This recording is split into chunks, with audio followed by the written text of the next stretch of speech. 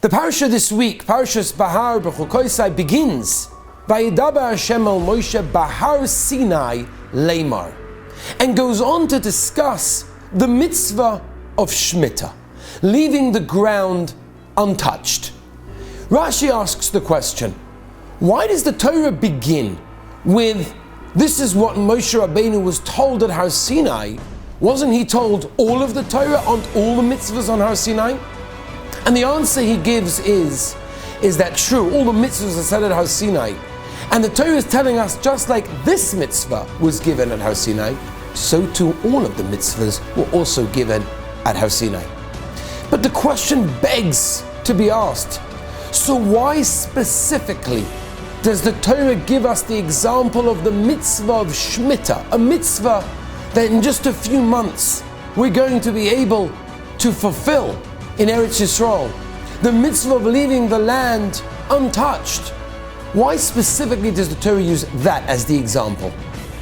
And the Heilige Chassam Sofer Schus and Yugen Aleinu explains, you know why?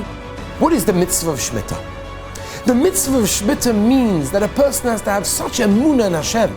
He has to understand that the Rabbi Shalom is running this world. There's nothing else.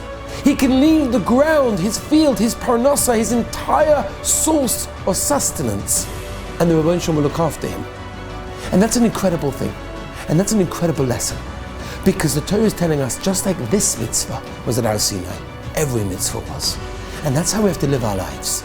Our lives have to be looked at as we're not running our lives, the Rabbi Shalom is. He's guiding us. He's pulling the strings. I want to tell you an incredible story that just happened. I got a phone call there of Shabbos a few weeks ago from a Balas Tshuva that normally calls me with different shilas. This week's shaila was, she has a sister who's married, unfortunately, to a goy. And her brother-in-law, this goy, was coming to Eretz Yisrael, to Israel, in order to do some business, and he was staying in a hotel in Tel Aviv. He invited his sister-in-law, brother-in-law, and all the family to join him in his hotel in Tel Aviv. And she calls me up and she says, I know this is a little bit of a long shot, but do you think I can eat in the hotel? So we did some research and we found out that the hechsher was just not acceptable. So I told her, I'm really, really sorry. Generally, I've given her certain leniencies, but there's no leniency. She's like, I have to bring all my own food for Shabbos? I said, I'm terribly sorry. There's nothing else I can do to help you. So she says, okay, thank you very, very much. The husband calls me a week later. He says, I want to tell you the rest of the story.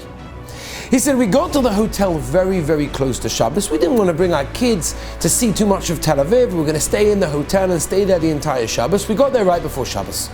We got to the reception desk and they said to us, where are your corona tests for the kids? I said, what? What corona tests? She's like, you can't stay here if you don't have a corona test for your children. You're not allowed in the hotel. He's like, it's Erev Shabbos. It's right before Shabbos. I can't go back to Yerushalayim. What am I going to do now? So she said, I can't help you. You can't stay in the hotel. So he goes back to the car and he tells his wife, we're stuck. What are we going to do? Sleep in our car? So she has an idea. They'll find an apartment. They call an agent and they find an Airbnb apartment very close to the hotel. They figure they'll stay there. They'll be able to walk over to the hotel to visit her brother-in-law, and maybe that will be it. They get to the apartment. It's literally a few minutes before Shabbos. And they start emptying the car.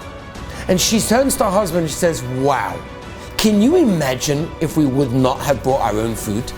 We would have been stuck an entire Shabbos by ourselves, hungry, no food.